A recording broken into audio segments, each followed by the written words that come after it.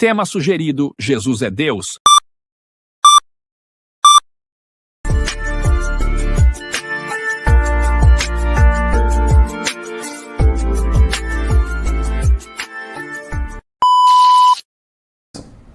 Fala pessoal, estamos agora começando o nosso Total Podcast, o seu podcast de teologia e ciência num só lugar. Não saia daí, chama a vinheta.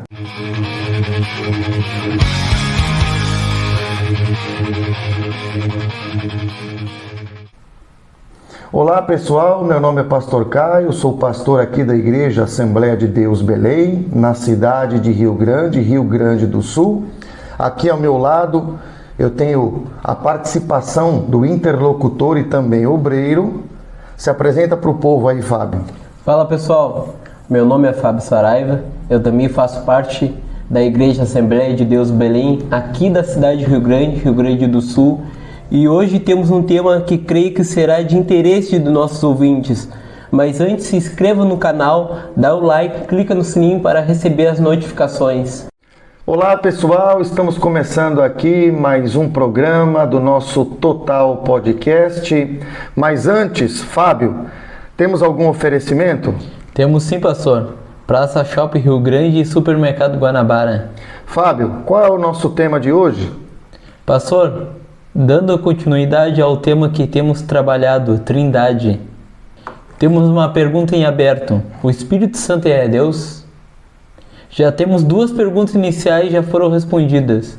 Certo, então vamos dar continuidade aqui, Fábio, para a gente seguir, né, no propósito da gente continuar trabalhando este tema. Bom, a gente falou no bloco anterior, no programa anterior, melhor dizendo, a gente falou sobre o vetor, né? Sim. Falamos sobre o vetor, falamos ali sobre a característica que o vetor tem, ele não distorce, ele se preserva, né?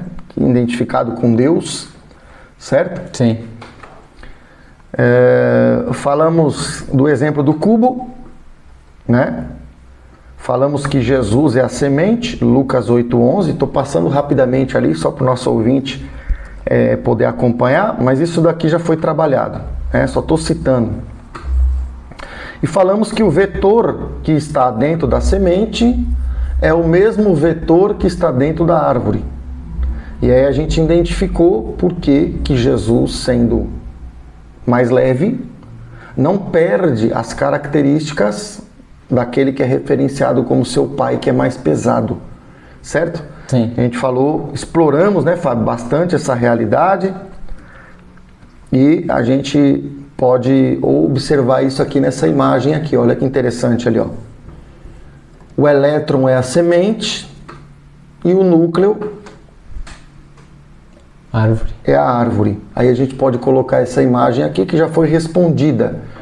Estamos encadeando para o nosso ouvinte, se ele quiser entender mais, se não está entendendo, vai lá no episódio anterior que ele vai poder acompanhar, certo? Sim.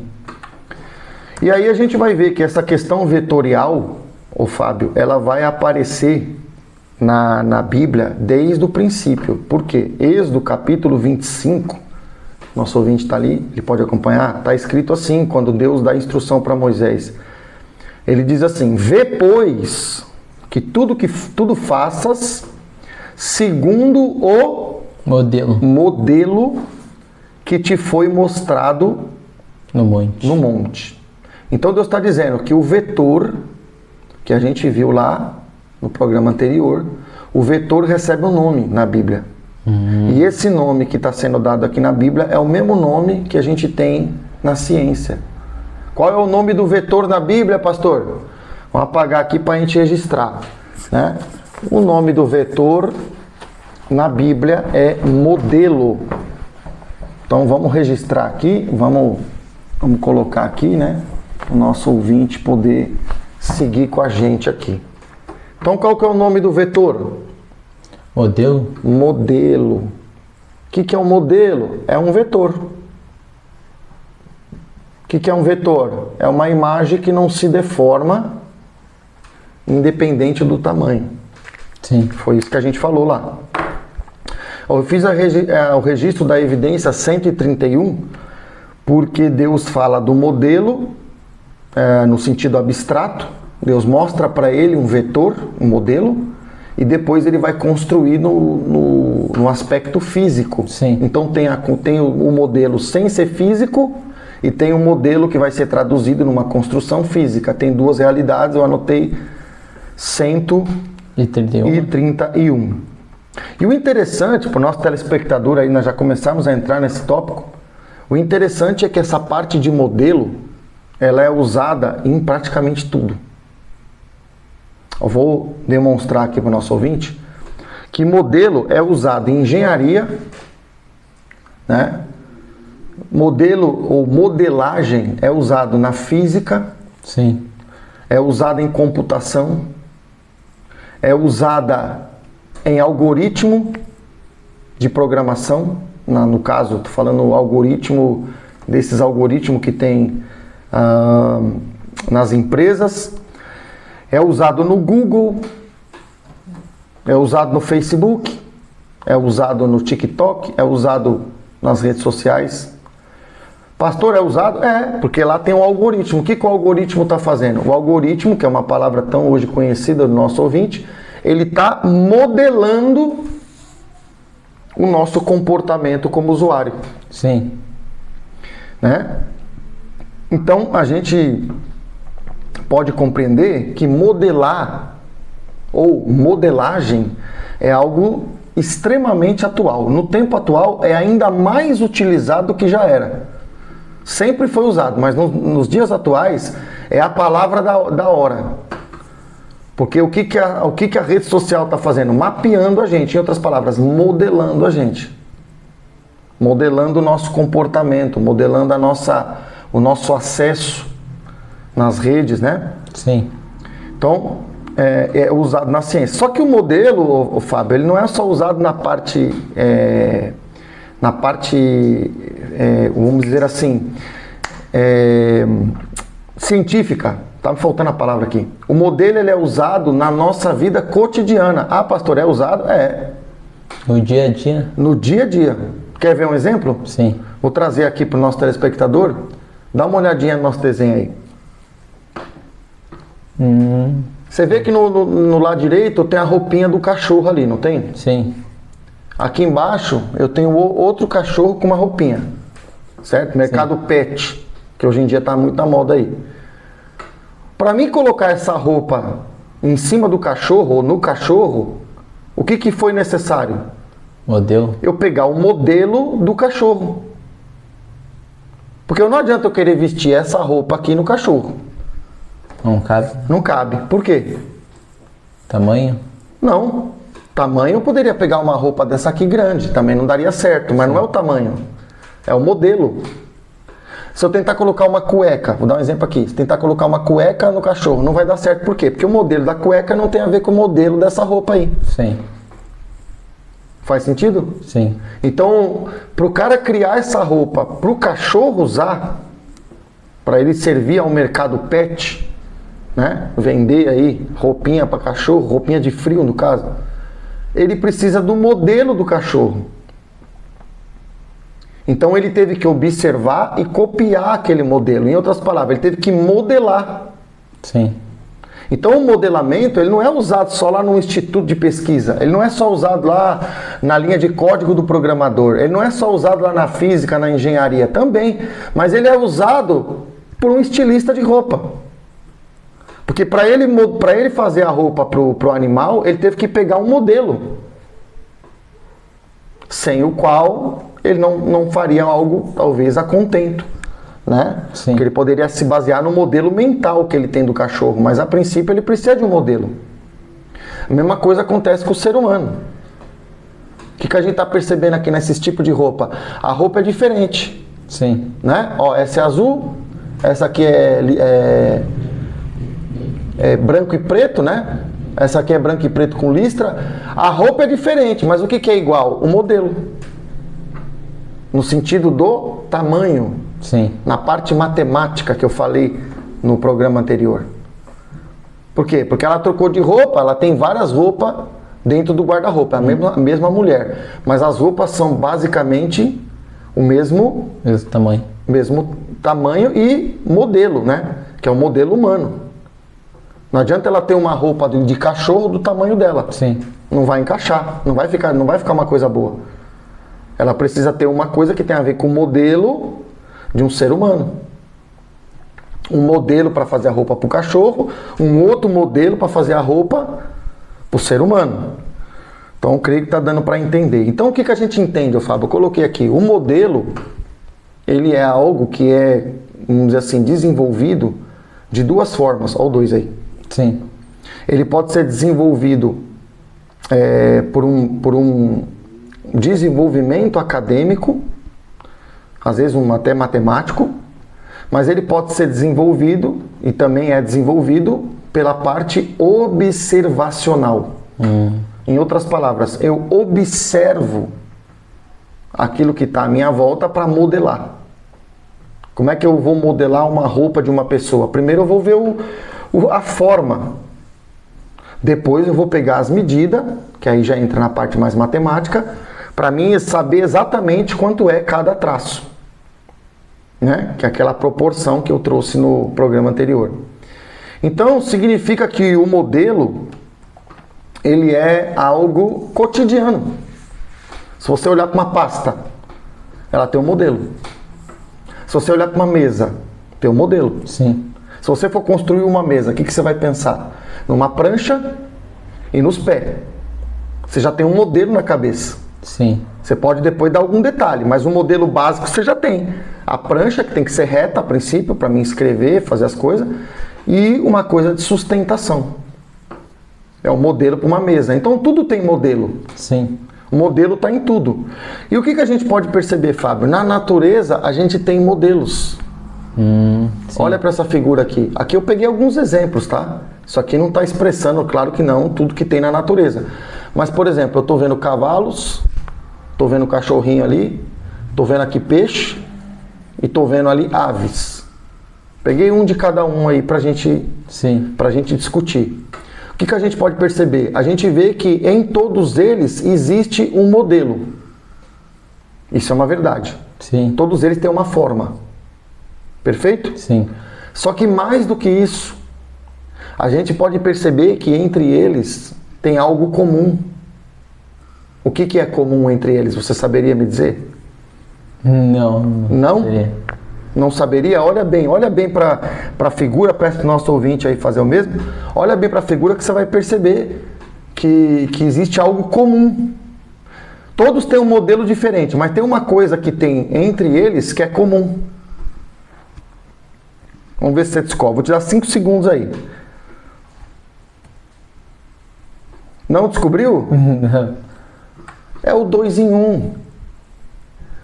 Nos cavalos, todos têm 2 olhos. Ah, sim. O 1 é o ser. Eu preciso de 2 para revelar o 1. Em todos os cavalos, por isso que eu coloquei assim de frente. Você tem 2 olhos em cada um. Aí você vai dizer, pastor, é lógico. É lógico não. Por que tem 2 olhos? Podia ter 4. Podia ter 5. Sim. Podia ter 3. Podia ter um só. Mas tem 2. Eu olho para o cachorro. Quantos olhos ele tem? 2. 2. Eu olho para os peixes. Quantos olhos tem? 2 também. 2. Eu olho para as aves. Quantos olhos tem? 2 também. 2. Então tem um modelo que é comum a todos. Pergunta: quantas espécies temos na natureza? Você sabe dizer? Não. Espécie do mesmo animal. De animais. Eu também não sei se eu sei te dizer. Eu sei te dizer que dizem que só seres aquáticos passa de 1 milhão. Isso é uma informação. Pode até alguém me contestar aí, fazer uma nova pesquisa aí no Google, pode ser que seja um outro número, mas eu sei que são muitas, é incontável, né? Tem espécies que não foi nem catalogada até hoje, que às vezes se descobre, né? Muito bem. Então, eu quero colocar para você, lembra que eu fiz menção No programa anterior eu falei que nós temos que valorizar muito mais a matemática. Você lembra disso? Sim, lembro. Por que a matemática tem que ser valorizada? Você lembra disso? Porque ela não muda? Porque ela não muda. Porque ela Não muda. não muda. Aí eu vou colocar para você. Vamos dizer que nós temos aí 200 mil espécies. É muito mais. Mas vamos dizer que nós temos 200 mil espécies. Eu não sei o número agora certo. Então, para mim não errar, né, eu vou colocar um número aqui que a princípio é só de exemplo. Se eu tenho que valorizar muito a matemática, qual é a probabilidade do 2 que revela o 1 aparecer em todas as espécies? Por acaso? Muita, né? Não. Porque se eu tenho um monte de espécies na natureza e elas foram feitas por acaso, como alguns querem dizer, o acaso não ia combinar para a ave ter o mesmo 2 olhos como o peixe tem. O peixe não teria combinado com o cavalo, porque para ter 2 olhos como o cavalo tem. Os cavalos não teriam combinado com o cachorro para ter 2 olhos como o cachorro tem. Sim. E assim sucessivamente em todas as espécies. Porque eu fiz uma pesquisa, não existe animais com um olho só. Quando um animal tem um olho só, é um defeito genético. Mas não faz parte da espécie. Por que em toda a natureza tem 2 que revela 1? Porque se evoluiu tudo ao acaso, Sim. deveria ter 3 olhos numa espécie, 10 olhos na outra, meio olho na outra, nenhum olho na outra. Já que todo mundo, ninguém combinou com ninguém, ninguém falou com ninguém, então não deveria ter um padrão, um modelo em tudo. Sim. Mas a gente olha para a natureza, a gente vê que tem um padrão matemático, que é esse padrão aqui, que eu acho que você conhece. Nós temos em toda a natureza, em todo que é em toda espécie, em todo ser, nós temos o 2. Contando 2. Por quê? Se o caramujo evoluiu não sei do que, se não sei o que evoluiu não sei do que lá, por que eu tenho um modelo que iguala todo mundo? Porque se foi criado espontaneamente, não deveria um ter um modelo que tem no outro. Deveria Sim. cada um ter um jeito, ter uma forma. Eu, por exemplo, devia ter 5 orelhas. Você deveria ter 7. Ou não. Menos ou mais. Certo? Então, do ponto de vista matemático, por que em toda a natureza, matematicamente, a gente viu lá no outro programa que a matemática tem que ser muito mais respeitada. Sim. Eles estão brincando com aquilo que é o parâmetro mais seguro que a gente tem para julgar. Não era para ter 2 em 1 em toda a natureza, não era. Tem 2 em 1 em todos os animais, tem 2 em 1 no átomo, tem 2 em 1 na teologia. Sim. Por quê?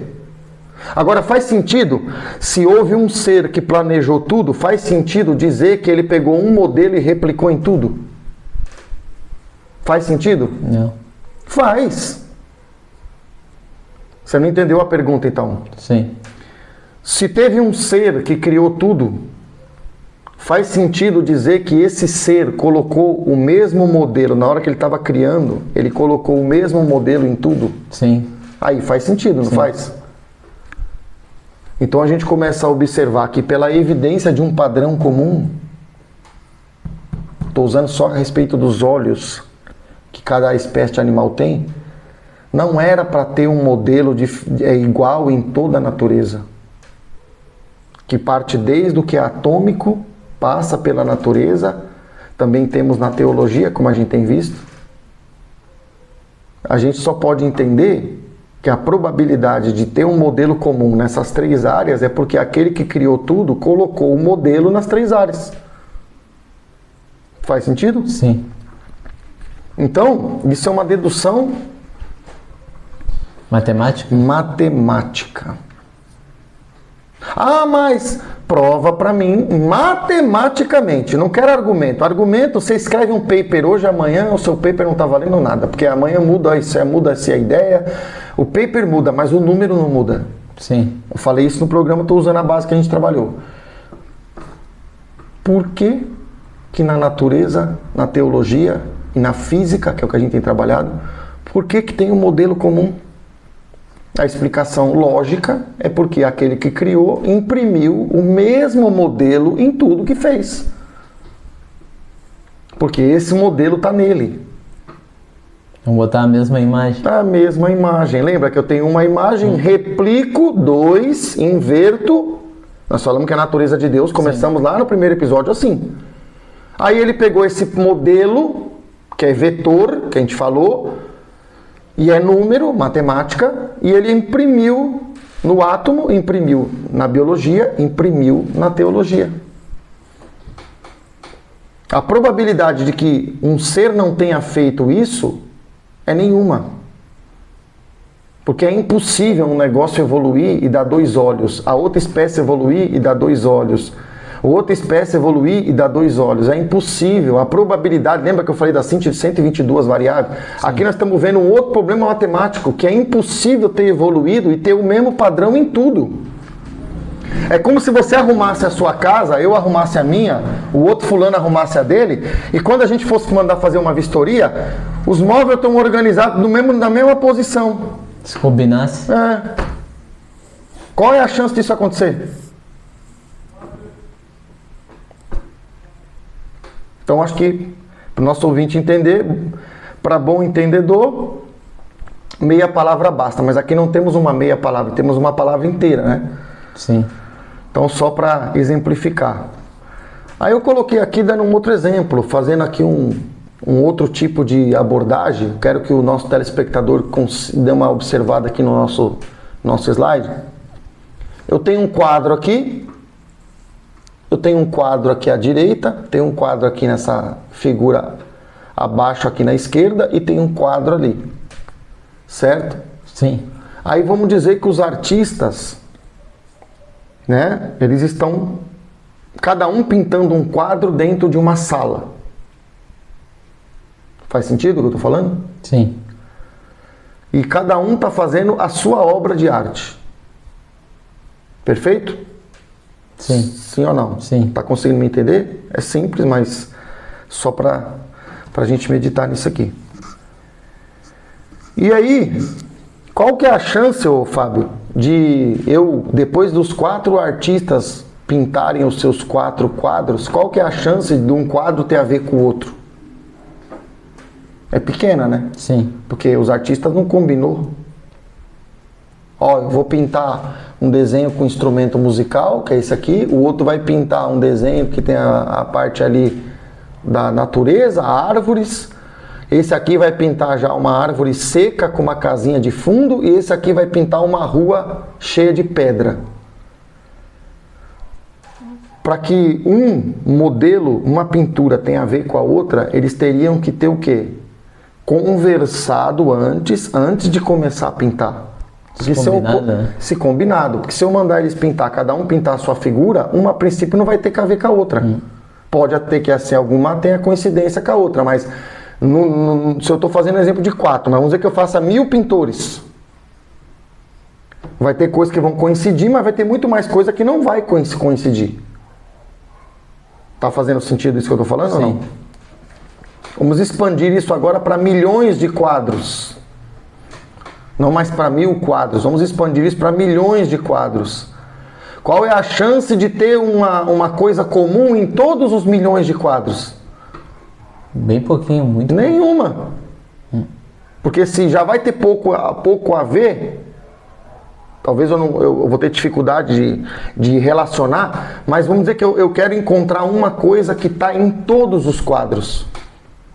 Não tem nenhum. Aí, pois é um exemplo outro exemplo que eu estou usando para a gente poder ver que na natureza, que seria todos os quadros, milhões de animais que existem, porque dentro de uma espécie tem a subespécie, né? Sim. Milhões ou milhares, né? Não sei dizer. Por que todos têm o 2 em 1? se tudo surgiu espontaneamente? Eu estou colocando de uma outra forma para o nosso telespectador entender. A explicação é uma só, científica. Sim. Só tem um jeito de ter um padrão comum em toda a natureza, se alguém criou toda ela. Porque se eu sou o único pintor, eu posso criar 10 mil quadros, mas eu vou fazer uma relação entre os quadros e vou colocar uma coisa que apareça em todos, que no caso seria a minha assinatura. Vamos dizer que eu sou o pintor, você é o pintor. Você pintou 10 mil quadros, um exemplo que eu estou dando aqui. Você vai colocar nos 10 mil uma assinatura, que é a sua, porque foi você que pintou.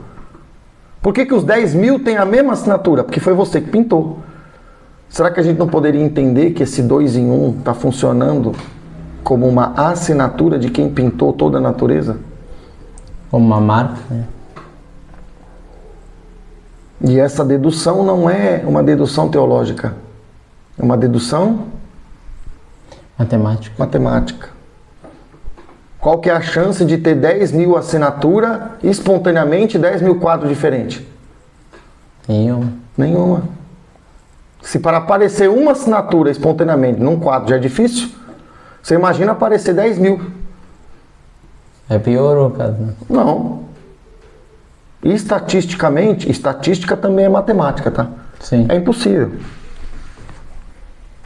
É impossível. Então, a gente começa a entender, Fábio, que a natureza está nos falando alguma coisa. Esse 2 em 1 está nos falando alguma coisa, que é o que está ali. E essa assinatura está falando, não é espontâneo. Não veio assim do acaso. E nem de Big Bang, porque Big Bang também não explica. Certo? Sim. Mas vamos dar um outro exemplo? Vamos dar um outro exemplo aqui que você vai gostar. Olha para essa figura. As pessoas dizem, foi processos naturais. Talvez nosso telespectador, só para um esclarecimento importante, vai se perguntar, peraí, mas o tema não é trindade? O tema não é falar da trindade, da divindade? Por que nós estamos abordando isso aqui? Então eu quero esclarecer ao nosso telespectador que o subtema da trindade é natureza de Deus. E eu expliquei lá nos primeiros programas que nós temos que entender natureza de Deus para entender trindade. Por isso que a gente entra em assuntos que parece que não tem a ver, né? Sim. Então, voltando aqui no nosso slide, você está vendo essas 4 figuras aqui, ó? Sim. Elas surgiram espontaneamente. Aqui eu tenho estalactite, aqui eu tenho uma caverna, aqui eu tenho uma erosão e aqui eu tenho uma outra caverna que está sendo exposta à luz ambiente. Aquela caverna está mais escondida e essa caverna aqui está mais exposta à luz ambiente. Está parecendo estar numa beira de uma praia. Eu tenho 4 processos naturais. O que é o processo natural? É um processo onde as coisas foram sendo forjadas pela própria natureza. Por exemplo, essa erosão aqui, ó, essa terra que está sendo deteriorada, né, que está se desfazendo, ela está sendo produzida pelo vento, pela erosão do vento, da umidade e do sol, por exemplo. Mesma coisa aqui, mesma coisa ali, que está sendo criada pela água que cai. E essa aqui está sendo criada pelo deterioração do tempo. Sim. Por exemplo. Agora, observa isso aqui. Aquilo que a natureza me mostra como processos naturais, que a gente pode assumir que foram gerados espontaneamente, que não foi obra de pintor, eu vou pedir para você olhar para a imagem de novo e procurar nela o 2 em 1.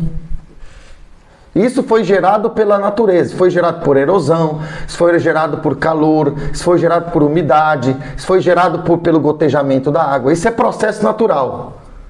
Procura o 2 em 1 que a gente acha em toda a natureza dentro desses processos. Por que o 2 em 1 aparece em toda a natureza e nesses processos que a gente reconhecidamente diz que é um processo só natural, por que não tem 2 em 1 aí?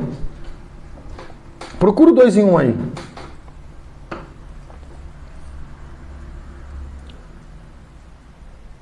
Achou? Não, né? Não. Por quê? Porque quando o processo é natural, não aparece assinatura. Ah, mas a natureza surgiu espontaneamente. É um argumento naquele que se acredita que a evolução é uma teoria para explicar a vida. E por que na natureza aparece o 2 em 1? E esses processos naturais que eu estou dando, só 4 exemplos aqui, mas poderíamos colocar mais. Eu estou tendo 4 processos naturais, eu não estou vendo 2 em 1 aí. Porque quando não tem autor, não tem 2 em 1. Quando é obra de vento, quando é obra de mar, quando é obra de calor, quando é obra de luz, assim, pelos processos naturais, a gente não vê 2 em 1. Eu não estou vendo 2 em 1 aqui, nada. Olha para a estalactite, cada uma tem um jeito, cada uma tem uma forma. Não tem um modelo, né? Não tem um modelo. Por que não tem modelo? Não tem modelo porque não foi idealizado, não foi pensado. Olha para aquilo que a gente tem na natureza. Sim. Vamos pegar aqui que o slide vai voltar aqui. Será que... Dá uma olhada nisso aqui. Isso aqui não deixa claro que isso aqui foi pensado? Sim. Olha para isso. Foi pensado, foi calculado, foi previamente planejado. Agora olha para isso. Foi planejado isso aí? Não. Isso é processo natural. Foi planejado? Então por que não tem 2 em 1 aí? Ah, mas é porque tem milhões e milhões de anos. Então vai na natureza, onde você tem a erosão, as coisas, procura o 2 em 1 lá. Eu já vi um monte de gente falar de evolução, de argumento evolucionista, e papapi, papapá, mas eu nunca vi 2 em 1. Eu nunca vi 2 em 1 numa cratera. Eu nunca vi 2 formas de olho dentro da cratera. Eu nunca vi um desenho de uma cratera idêntico à outra. Sim. Ah, não, pastor, mas ali de vez em quando assim a gente olha para um desenho de uma montanha, parece com o homem. Parece com o homem. Tem um desenho de um homem, mas é um homem. Tem funcionalidade que tem dentro do corpo do homem? O que nós estamos entendendo? Estou tratando de novo de matemática, a probabilidade. A chance disso aqui não ter sido planejado é enorme. A chance, estou usando probabilidade, matemática. A chance disso aqui ter sido planejado é infinita. Pergunta, por que se dá tão pouco valor à matemática? Porque a gente olha para isso e a gente quer dizer o que isso não diz. A gente quer ignorar a assinatura que tem nisso aqui. Tá fazendo sentido? Sim. Então eu vou colocar aqui, ó, em mais detalhe. Cadê o 2 em 1 ali, ó? Procura o 2 em 1. É processo natural. Procura o 2 em 1 ali. Não tem, né? Não tem. Tem um monte de buraco, mas não é igual. Procura o 2 em 1 ali. Aí você acha. Tá fazendo sentido? Sim. Por isso que a importância do modelo é tão grande. Por isso que o modelo fala de algo. O que é esse algo? O modelo está falando de algo que serve a um propósito. Não é só o fato de eu ter a medida. Vou trazer para o nosso ouvinte aqui. Não é só o fato de eu ter o desenho do cubo. Não é só o fato de eu ter esse desenho. Esse modelo, esse desenho, quando eu desenho, quando eu construo um cubo, que eu penso em fazer um cubo, estou usando o desenho do cubo como exemplo, esse modelo serve a algum objetivo. Serve para alguma coisa. Sim. Não é só ter o modelo tem que ter uma utilidade, ele tem que ser funcional para alguma coisa. Por exemplo, se eu pegar o modelo de um celular, ele tem um desenho, ele tem um modelo aqui, ó. Estou usando ele aqui, ó. Tem um modelo, mas ele não serve como cadeira. Por quê? Porque o modelo dele não serve para sentar. Então, além do modelo, que já é uma coisa que não se sabe de onde veio, que processo natural não explica, a função do modelo, por que o modelo ter sentido na natureza é outra pergunta que a probabilidade só vai apontar que teve que ter alguém para pensar. Porque se eu quiser usar celular como cadeira, não dá. Tem um modelo, mas não tem um modelo que me serve para sentar, para assento. Se eu quiser usar a pasta, tem um modelo, não tem numa pasta? Sim. Se eu quiser usar ela para microfone, também não dá. Porque ela tem um modelo, mas o modelo não funciona para receber voz. Sim. Então, o teu modelo já não dá para explicar. A função do modelo também não dá para explicar. Por que tem um modelo de tudo dentro do nosso corpo e tudo serve a um propósito? E só funciona porque tem aquele modelo. O meu rim só funciona como rim porque tem forma de rim. O meu coração só funciona como coração porque não só é um coração, mas tem um modelo e tem um modelo que pode funcionar como coração. Por que a minha orelha capta som? Porque ela tem uma acústica, tem toda uma matemática. Tem a utilidade dela. Entendeu? Ela não só tem um modelo, mas se eu pegar a orelha e botar no coração, tem um modelo na orelha, mas a orelha nunca vai funcionar, nunca poderia ter função de coração. Sim. Então, ter um modelo já é um problema. Da onde veio? E ter um modelo funcional é outra pergunta que nós temos que fazer. Esse cubo aqui, por exemplo, eu poderia sentar. Sim. Porque se eu fizer um cubo, eu posso sentar em cima. Mas se eu quiser sentar em cima de uma garrafa térmica, já não dá. Porque tem um modelo, mas não é funcional. Sim. Acho que está dando para entender, né? Sim. Então a gente vai para a Bíblia, o Fábio. Aí a gente vê o que Deus fala para Moisés, ó. Deus fala para Moisés o seguinte: vê, pois, que tudo faças segundo o modelo que te foi mostrado no monte. Ou seja, Moisés, constrói um modelo para mim que é complexo, certo? Sim. E esse modelo tem uma funcionabilidade. Cada peça ali dentro tem um porquê. Um objetivo. Um objetivo. Agora, por que esse modelo foi entregue a Moisés? Porque alguém pensou. A chance de ter um modelo já é disparado que não vai ter modelo por conta própria. Você viu ali, processos naturais não criam 2 em 1. Sim. Agora, a chance que vai ter um modelo, e ainda que o modelo seja funcional, eleva ao quadrado. O modelo que Moisés recebe de Deus aqui, no Êxodo capítulo 25, versículo 40, só vai ser funcional porque Deus sabe por que está dando aquele modelo para o Moisés fazer. Tá fazendo sentido, Fábio? Tá, eu creio o nosso telespectador entendendo aí, né? E dá pra gente entender. Eu vou trazer essa questão de uma outra forma. Vamos dizer que Deus chega para Moisés e fala assim para Moisés, sem Deus contar nada para Moisés. Deus só fala assim para ele: Moisés, faz um tabernáculo para mim. Só que Deus manda ele fazer o tabernáculo, mas não explica nada as medidas, não explica nada como vai ser, não explica nada o que tem que ter dentro, não explica nada quantos utensílios tem que ter lá dentro, não explica nada sobre nada. Eu chego para você e falo, faz um tabernáculo aí, sem nunca ter ninguém feito nada parecido. Moisés vai construir o tabernáculo? Vai. Só que como é que vai sair? Funcional? Não. Por quê? Porque o Moisés vai fazer da cabeça dele. Sim. Então, para ser funcional, colocando aqui, para ter modelo, tem que ter alguém que pensa. Para ser funcional, mais ainda. Mais ainda. Alguém que planeja? Planeja.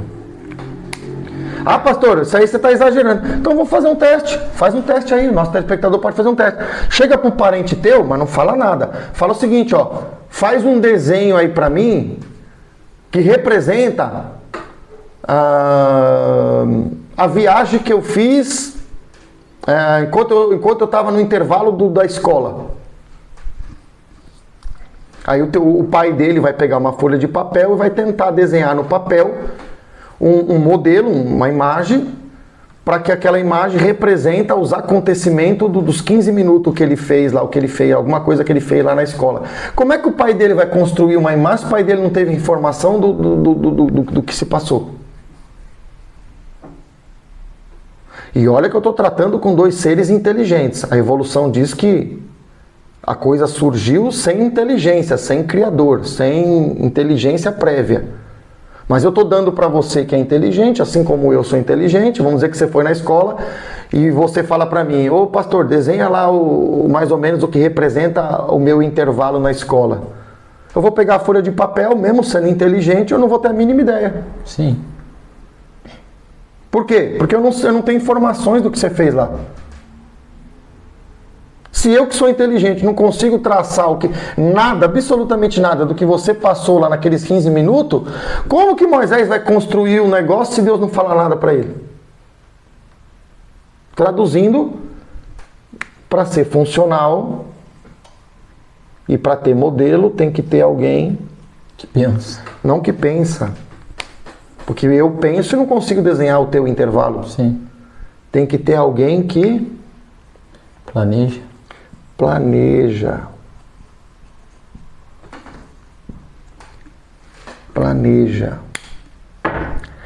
Ah, pastor. Irmão. Pega e tenta fazer sem ninguém te dar informação. Vou dar outro exemplo. Você é um profissional. Você é um médico. Um cara vai consultar com você. Primeira coisa que o médico faz: vamos aplicar na prática, vamos parar com teoria boboca. Tem a teoria de, veio do nada, não sei o quê, que a probabilidade, não sei o quê. Vamos aplicar na nossa prática cotidiana. O médico faz o quê? Tá sentindo dor? Aqui dói. O que o médico faz? A primeira coisa, antes de modelar o diagnóstico, ele retira informações de você. Ele mede, dependendo do exame, né? Mas ele vai fazer uma ressonância, ele vai medir a sua respiração, ele vai medir o seu batimento cardíaco. Porque ele não pode modelar a doença que tu tem, ou o problema que tu possa estar tendo, se ele não retirar informações. Sim. Ele só pode modelar depois que ele colhe as informações. Por isso que ele vai fazer vários exames, às vezes. Dependendo da doença, ele faz uma bateria de exames. Ah, mas ele não é médico? Ele não estudou? Ele é médico, mas não é adivinho. Ele vai ter que descobrir o que você tem no sangue, ele vai ter que descobrir o que você sente, vai ter que descobrir qual é o teu ritmo cardíaco, ele vai ter que descobrir várias coisas. Então ele precisa de informações para modelar o que você tem. Sim. Faz sentido o que eu estou falando? Agora, as pessoas estão num ponto em que ela acredita que o que foi criado não precisou nem de um processo e não precisou das informações para modelar. Eu preciso de um processo para fazer. Concorda? Sim. Você pega uma pessoa fazendo uma cadeira, eu preciso de um processo. Por quê? Porque aquela madeira, se eu errar o processo, pode ser que eu vou comprometer uma parte da madeira que eu ia usar em uma perna, que eu ia usar. Então eu tenho que ter um processo definido para fazer a cadeira. Eu tenho que ter um modelo para fazer a cadeira. E para isso eu tenho que adequar o processo ao modelo. E eu tenho que ter informações. Quanto é que mede a perna da cadeira? Quanto é que mede o braço? Quanto é que mede o assento? Como é que o assento é? Então eu preciso de uma informação, preciso de um processo, preciso de informação, certo? Sim. E preciso de um modelo. Preciso de 3 coisas para construir uma coisa que seja funcional. Como que a natureza fez as coisas espontaneamente sem ter essas coisas? Não tem como, né? Eles dizem que tudo é dependente do processo, mas além do processo tem a questão do modelo. E além do modelo tem a questão das informações. Porque se a perna for feita de um jeito errado, a cadeira cai. Sim. Se o assento for feito côncavo no meio, a cadeira pode quebrar. Então eu tenho que ter informações relevantes, eu tenho que ter processos relevantes e eu tenho que ter, no final de tudo, um modelo. Tá fazendo sentido, Fábio? Sim. É isso que Deus mostrou para Moisés. Faz, pois, tudo segundo o modelo. Deus deu para ele um modelo, Deus deu para ele processo e Deus deu para ele informações. Aonde estão essas informações, pastor? Só a gente ler o livro de Êxodo, Deus descreve nos mínimos detalhes. Está aqui o desenho do tabernáculo. Está aí. Olha como o tabernáculo é perfeito, olha o modelo, olha o desenho. Cada peça, por exemplo, que o altar do holocausto tem esse desenho, tem esse modelo, porque ele vai servir para uma determinada função ali dentro. Sim. Por que a pia vem logo depois? Porque a pia vai ter outro modelo que também vai servir para uma outra função. Em outras palavras, ele precisa de modelo, precisa de processo, precisa de informações. Se ele tiver só um desses, não adianta. Porque se eu te der o desenho de uma cadeira, eu te dei a forma, mas se eu não te der as medidas, que é informações, tu não monta uma cadeira. Tu vai montar uma cadeira do teu jeito, tu não vai montar uma cadeira. Se eu não te dou um processo, tu não consegue fabricar as partes da cadeira. Tá fazendo sentido? Sim. Então, a gente está entrando numa parte, ô Fábio, que eu preciso de modelo, já falei. Para nós seguirmos, eu preciso de um processo. E para fazer o processo, eu preciso de informação.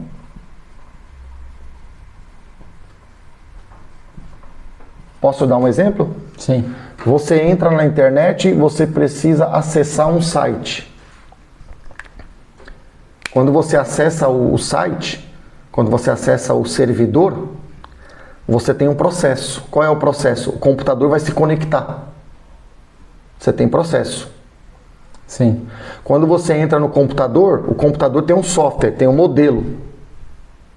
O que você está precisando? Da informação. A informação é o quê? Tua senha. Se você não tiver a senha, você tem processo, você tem modelo, mas sem a informação, tu não entra no site. Sim.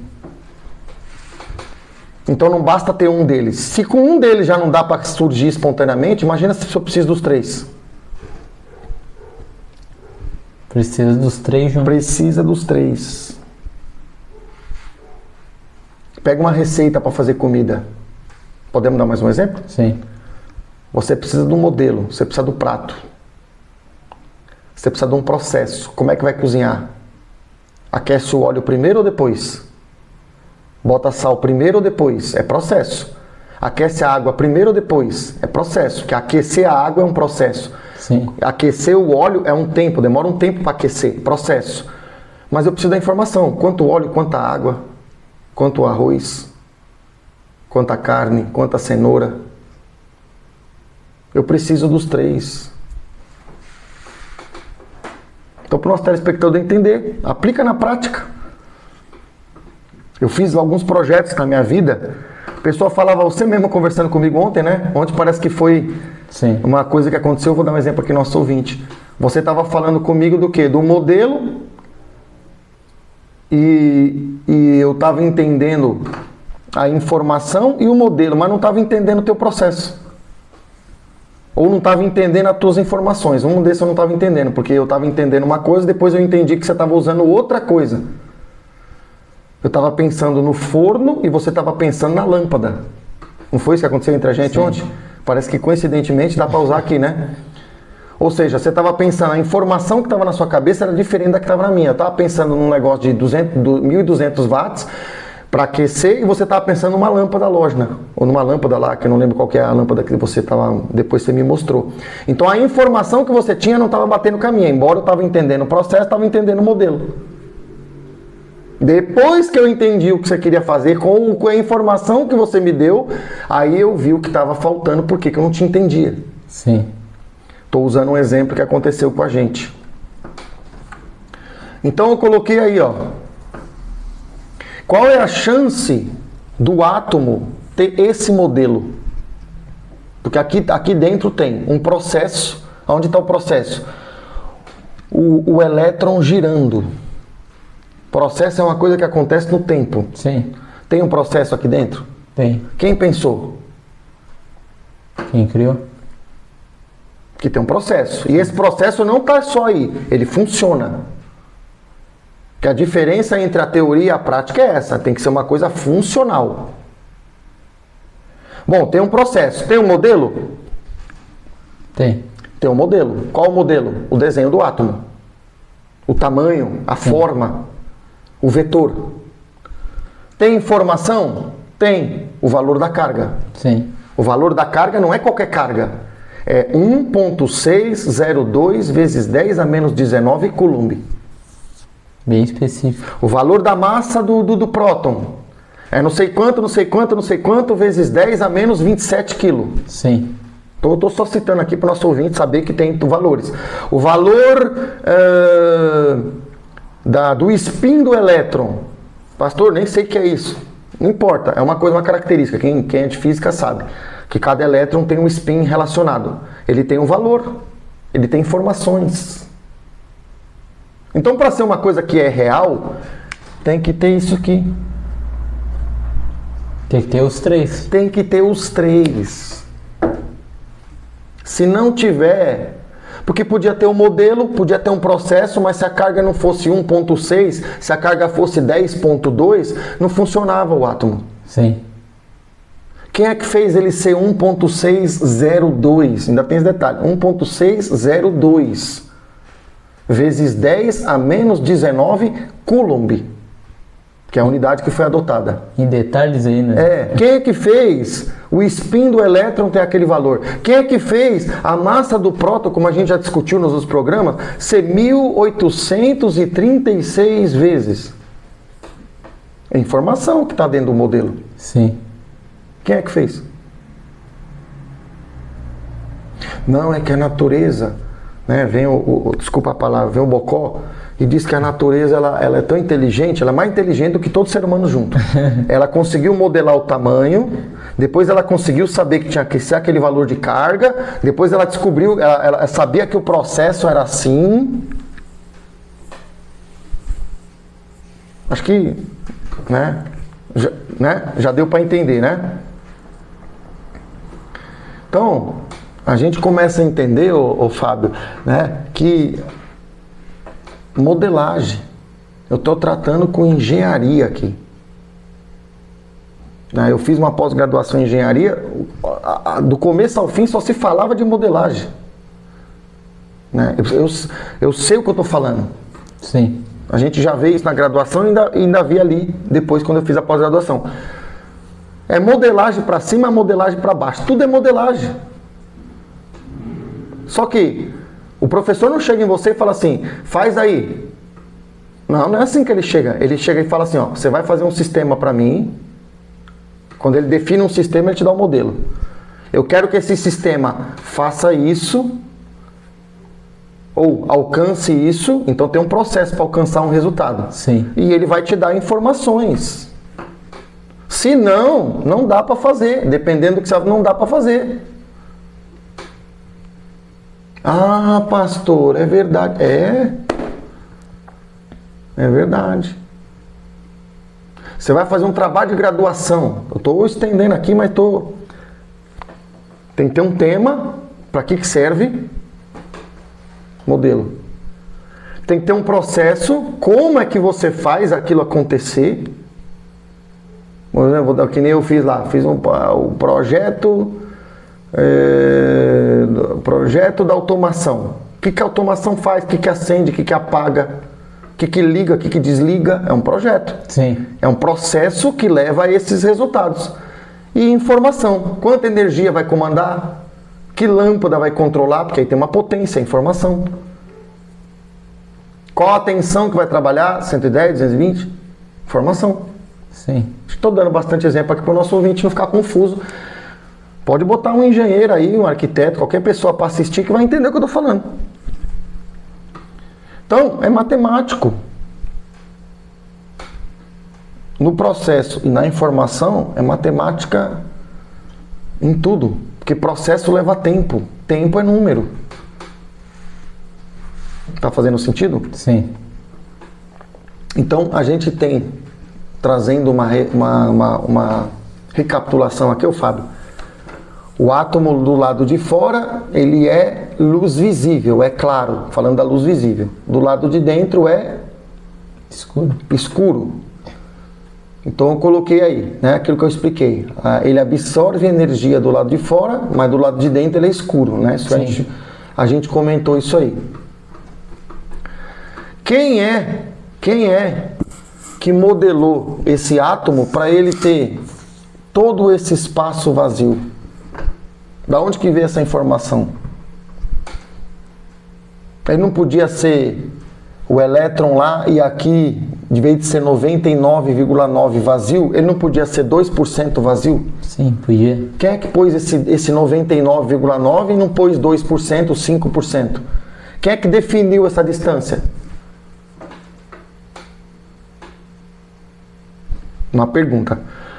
Por que essa distância tem que ser tão grande, pastor? Por que ela é tão espessa? O que é espesso? A espessura. Sim. Porque o elétron, ele não pode colidir com o núcleo. Ele estando distante, vou fazer aqui um desenho para o nosso ouvinte entender. Aqui é o elétron. Ele estando distante, tendo esse vazio aqui, ó. Isso aqui é o vazio, né?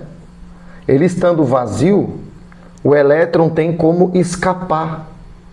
Ele consegue sair do átomo, ele consegue compartilhar com outro átomo aqui do lado. Por que ele consegue sair de um átomo e para o outro? Porque ele tem uma distância que garante que ele não vai ser puxado para dentro e não vai grudar. Sim. Porque o núcleo, ele tem as partículas tão juntas e chama a força nuclear forte. Eles não conseguem se soltar com facilidade. Ele não se solta um próton do outro. Por que isso acontece? Porque tem uma força, eles estão muito próximos.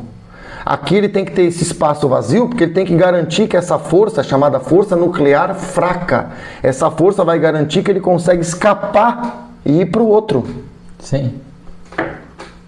Quem é que garantiu isso? Quem é que definiu esse tamanho de 99,9 de espessura, de distância entre o núcleo e o elétron girando? Quem é que garantiu? Quem é que desenhou? Quem é que deu essa informação? Parece que esse programa aqui é um programa de perguntas, né? Tem mais pergunta que resposta aqui. Certo? Sim. E aqui é muito espesso, concorda? Quando a gente olha para uma estrutura que representa aqui vários átomos, a gente pode perceber que a gente tem, entre uma camada e outra, a gente tem uma distância que é 99,9% do átomo. Sim. Então aqui é muito espesso, concorda? Sim. A espessura é muito grande, concorda? Sim. Entre o próton e uma camada tem uma espessura muito grande. Se eu desenhar uma camada do lado aqui, ó, a espessura aqui também é muito grande. Certo? Sim. E dentro do átomo é escuro. Por isso que eu mudei a cor do desenho. Aqui é escuro, escuro, escuro, escuro, escuro. Então o que eu tenho dentro do átomo? Eu tenho algo espesso e eu tenho várias regiões escura. Pastor, e daí? E daí que quando a gente vai para a Bíblia, olha o que Deus diz. 1 Reis capítulo 8, versículo 12. Então disse Salomão: o Senhor declarou que habitaria em trevas espessas. Trevas porque é escuro. Espessa porque é espesso. O modelo atômico está sendo confirmado como lugar da habitação do trono de Deus. Deixa eu ver. Deus declarou que habitaria em trevas, é escuro, espessas, e é espesso. Trevas espessas. Se eu pegar o desenho aqui, a gente pode pegar o desenho aqui de volta. Olha que interessante. Trevas, porque não é trevas singular. Trevas, falando agora no modelo de mais camadas eletrônicas, várias trevas. Nós temos até 7 camadas eletrônicas, pelo que a gente conhece. Sim. Então são trevas e elas são espessas. O que está no versículo lá? Então disse Salomão: o Senhor declarou que habitaria em trevas espessas. Deus está confirmando o modelo atômico. Sim. Tá fazendo sentido? Sim. Aí eu peguei aqui um outro desenho que a gente vai ilustrar uma outra coisa aqui que a gente está usando aqui. Só que eu vou fazer de novo aqui porque eu acho que vai ajudar. Quando a gente desenha o átomo, que a gente tem desenhado aqui na lousa, a gente está vendo o átomo nessa configuração aqui, ó. Essa configuração, uma configuração 2D. O que é 2D? É no plano. Na lousa tem duas dimensões. Tem a altura, tem aqui a comprimento e largura. Sim. Não tem profundidade. Só que o átomo não existe em 2D. O átomo existe em 3 dimensões, que é essa que está aqui. Tá fazendo sentido? Sim. Ou seja, vamos dizer que aqui é o núcleo do átomo. Segura isso aqui para mim. O elétron vai girar assim, ó, em volta aqui, ó. O meu dedo é o elétron, nosso telespectador pegar ali. O meu dedo é o elétron, e isso aqui que está no meio, e eu estou girando em volta, isso aqui pode girar em todas as direções. Tá fazendo sentido? Sim. Então eu tenho um modelo 3D. Ele não gira só numa, ele gira... Ele não gira só assim. Existe uma densidade de probabilidade, é como se fala em física, de que o elétron pode estar em qualquer posição. Você não pode, pelo princípio de Heisenberg, o princípio da física quântica, você não pode garantir a posição e a energia do elétron simultaneamente. Para quem entende física vai entender o que eu estou falando. Para quem não entende, acredita no que eu estou dizendo, porque dá para se pesquisar e dá para o ouvinte conferir. Então, o átomo, ele está funcionando mais parecido com isso aqui. Isso aqui é para a gente colocar no plano para a gente entender, já ajuda a gente a entender. Mas o modelo mais real se aproxima mais desse aqui, da direita. E o que isso ensina? Nós temos um princípio que foi descoberto chamado Lei de Ørsted. Quem é Ørsted? É um físico dinamarquês, em 1820, ele descobriu pela primeira vez, foi a primeira pessoa que notou, ele descobriu que quando uma coisa elétrica acontece, vamos dizer que aqui tem uma corrente elétrica, né? Colocar a chamada de I. Na eletricidade a gente chama de I. Quando a corrente elétrica ela caminha, em volta do fio aparece um campo magnético. Vou desenhar melhor aqui. Eu não gostei do meu desenho aqui. Eu vou desenhar de um jeito aqui para o nosso telespectador entender. Porque quem não é da área tem mais dificuldade. Às vezes eu fico repetitivo por causa disso, né? Eu já expliquei isso, mas aqui eu quero que todo mundo entenda. Aqui eu tenho um fio, tudo bem? Sim. Aqui tem uma corrente. O elétron está percorrendo. Em volta do fio, eu tenho um negócio que é um campo magnético. Sim. Ou seja, esse Ørsted, que é um dinamarquês, em 1820, ele descobriu que quando uma coisa elétrica, quando uma corrente elétrica atravessa um fio, ela produz um campo magnético, que em física a gente chama de B. Quando o I, o que é o I? Corrente elétrica. Quando alguma coisa elétrica se manifesta, aparece em volta daquilo, aparece campo magnético. Campo magnético. Como é que ele percebeu isso? Ele pegou uma bússola e ele teve uma experiência que ele viu que uma corrente elétrica lá, não vou entrar no detalhe, ela mexia com a bússola. 1820. Depois veio outro cientista, foi aperfeiçoando essa descoberta dele, né? Sim. Que aí teve a lei de Lenz, teve outras descobertas. Vou traduzir isso aqui para um cotidiano. Quando eu corro, o que sai em volta de mim? Suor. O suor não sai se eu estou parado, concorda? Sim. Agora, se eu correr, ele sai. Solta suor.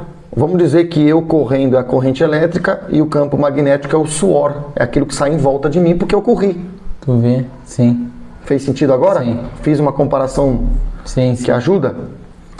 E aí, eu tinha um vídeo aqui, não sei se ele vai, não sei se eu vou conseguir demonstrar aqui, deixa eu ver se esse vídeo vai aparecer aqui.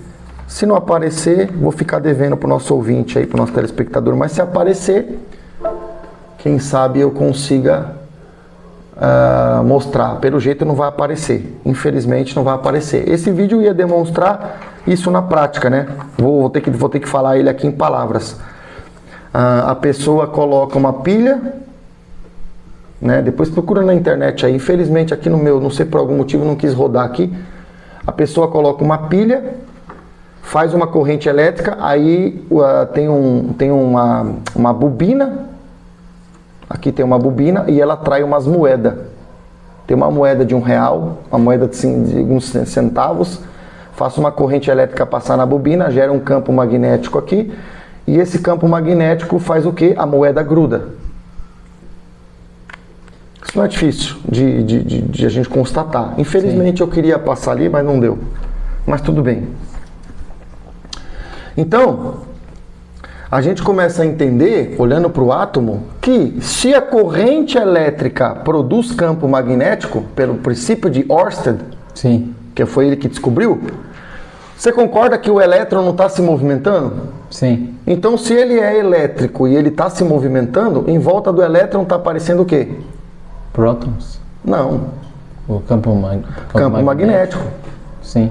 Porque se ele é elétrico, se o que é elétrico quando se movimenta produz campo magnético e o elétron está se movimentando em volta do núcleo. Sim. Então, em volta do elétron tem que ter um campo magnético. Sim. Por que tem que ter um campo magnético em volta do elétron? Porque quando alguma coisa elétrica se mexe, o magnético aparece em volta. Sim. Certo? Sim. E se o elétron é elétrico e está se movimentando, em volta dele tem que aparecer um campo magnético. Sim. Naturalmente. Esse campo magnético na ciência é chamado de spin. Pastor, me explica melhor isso aí. Vou explicar para você. Se o elétron tivesse parado, ele é só elétrico. Mas como ele está se movendo, em volta dele, aqui ele tem a carga elétrica, por exemplo, no elétron é negativo. Em volta dele tem um campo magnético, que é o chamado spin. Então, cada elétron funciona como um pequeno ímã. Por quê? Porque ele é elétrico, se movimenta, e o que se movimenta sendo elétrico produz campo magnético. Campo magnético, tá explicado aí. E aí a gente tem dentro do átomo que tem um elétron que tem um spin positivo, vou chamar de mais meio, e tem um outro elétron que tem um spin negativo. Ou seja, tem um spin que aponta para uma direção, no caso aqui, ó, da esquerda para a direita, e o outro spin vem da direita para a esquerda. É um ímã para um lado e um ímã para o outro. Acho que está dando para entender. Bom, se o elétron está se movendo dentro do átomo, então ele está emitindo em volta dele o quê? Campo magnético. Então aquela energia que é invisível, que a gente falou, uma das energias invisíveis que está dentro do átomo é a energia do campo magnético do elétron. Tu vê? Lembra que eu falei que dentro do átomo não entra luz? Sim. Lembra que eu falei que é escuro? Só que se o elétron está girando e o elétron emite campo magnético, então esse campo magnético está indo para dentro e está indo para fora. Então ele está preenchendo toda a região do átomo com essa energia. Então significa que nesse espaço vazio não tem matéria, não tem partícula, mas tem uma energia, tem uma nuvem de energia. Porque se o elétron gira em todas, a princípio pode estar em qualquer posição. E toda vez que ele está se movimentando, ele manda aquele magnetismo em volta dele. Sim. Então ele vai preenchendo de magnetismo toda aquela região. Uma coisa que preenche uma coisa no espaço é chamado de nuvem. Concorda? Sim. O que é uma nuvem no céu? Ela preencheu uma região do espaço. Sim. Quando o elétron está se movimentando, ele produz campo magnético. O campo magnético está espalhado em todo o espaço, está saindo dele. Então ele produz uma nuvem dessa energia. E aí a gente vê essa afirmação aqui, ó, Fábio. Então disse Salomão: o Senhor declarou que habitaria em nuvem espessa. Ou seja, o espesso a gente já sabe que tem a ver com o tamanho.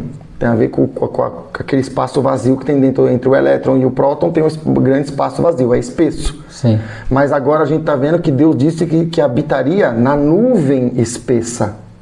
Então aquele espaço espesso que a gente diz que é vazio, ele é vazio de matéria, mas aquele magnetismo do elétron está preenchendo aquele espaço. Sim. Então aquele espaço tem uma nuvem que é espessa, porque o espaço é espesso. Sim.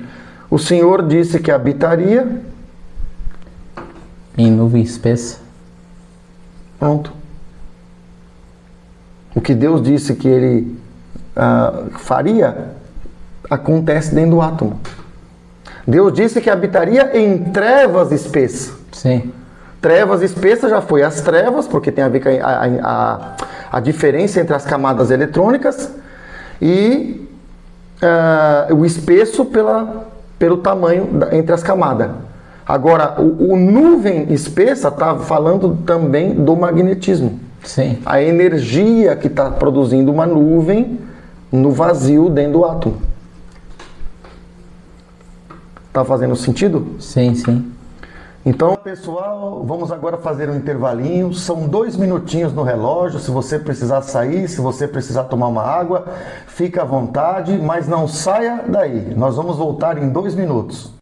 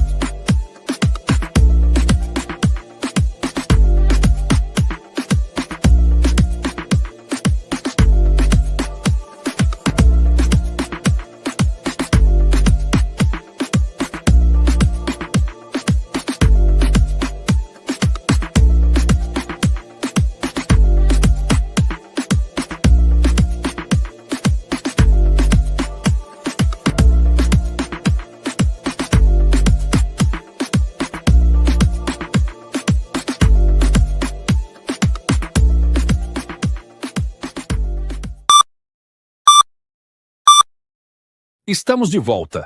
Olá pessoal, estamos começando aqui o nosso segundo bloco do nosso Total Podcast, mas antes, Fábio, temos um oferecimento? Temos sim, pastor. Praça Shopping Rio Grande e Supermercado Guanabara.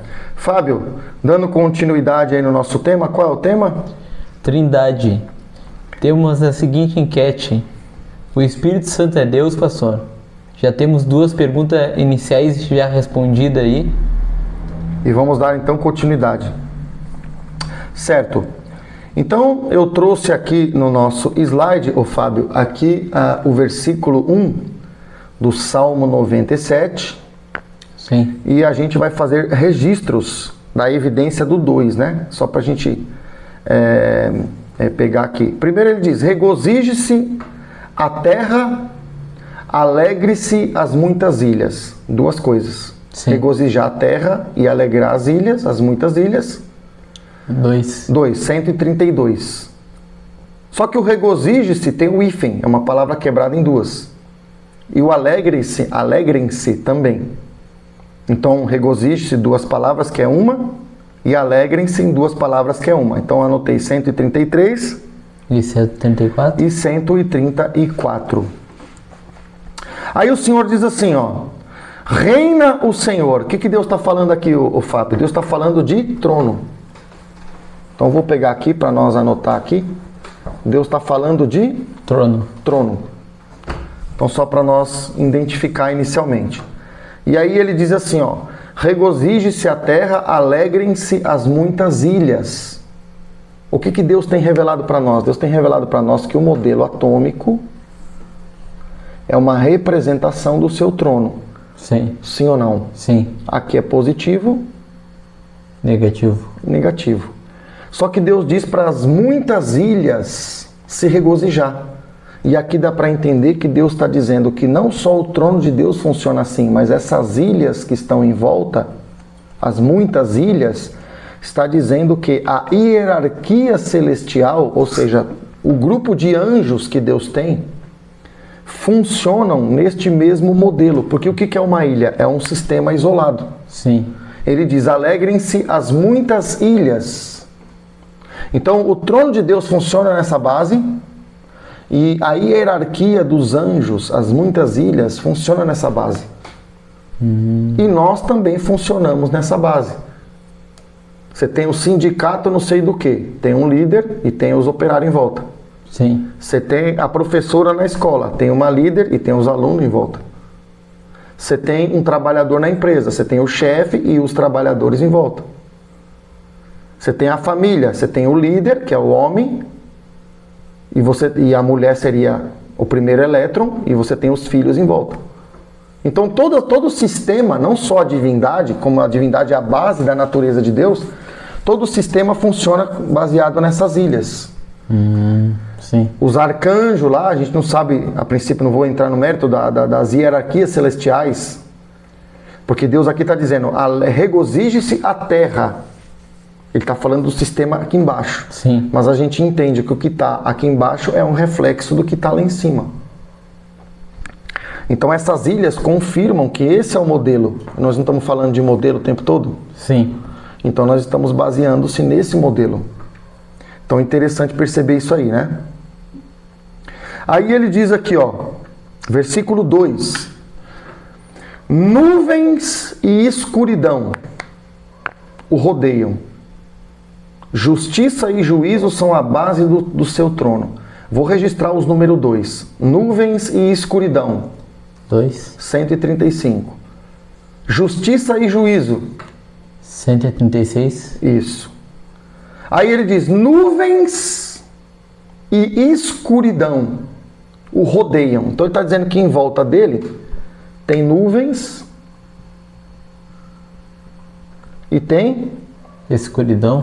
Escuridão. Aonde a gente pode ver isso? Se o modelo dos outros agrupamentos celestes seguem o mesmo modelo, então eles têm a energia saindo deles, por isso que a manifestação dos anjos na luz diz que sai muita luz, certo? Sim. São seres, a princípio, resplandecentes, né? Então, deles sai algum tipo de energia, que a gente entende que sai para todos os lados, então forma as nuvens. E a escuridão é porque dentro de um sistema como esse, aqui dentro é escuro. Escuro. Ele diz que nuvens e escuridão são a base do seu trono. Nuvens podemos enxergar nos que estão em volta e podemos enxergar também nele. Nuvens porque é a energia que se alastra para dentro. Sim. Que é aquela que sai do elétron quando ele se move. E a escuridão porque dentro dele, na luz visível, é escuro. Sim. Então a gente está enxergando uma analogia perfeita, certo? Sim. Aí a gente falou sobre a neutralidade, não vou explicar, não preciso, né? Creio que já está subentendido. E agora a gente vai entrar no juízo. O que é o juízo? Aqui na nossa figura a gente representou. Se o elétron e o próton, eles, vamos dizer assim, eles ficam neutro, é o equilíbrio. Quando o elétron vai embora, quando o elétron escapa do átomo, sai do átomo, o átomo não tem mais o elétron, só tem carga positiva. Então o átomo fica positivo. Sim. Então a carga final do átomo é a carga do próton. Ele fica positivo. Positivo. E aí o que a gente pode perceber? E aí a gente vai ver o vetor do filho, agora a gente vai ver o filho se manifestando como pai. Como próton. Por quê? Olha para o versículo. Jesus capítulo 12, versículo 32. E eu, quando for levantado da terra, farei o quê? Atrairei todos a mim mesmo. Atrairei todos a mim mesmo. Vamos dizer que aqui o elétron saiu, então eu não tenho mais essa atmosfera, eu só tenho o próton agora, certo? Sim.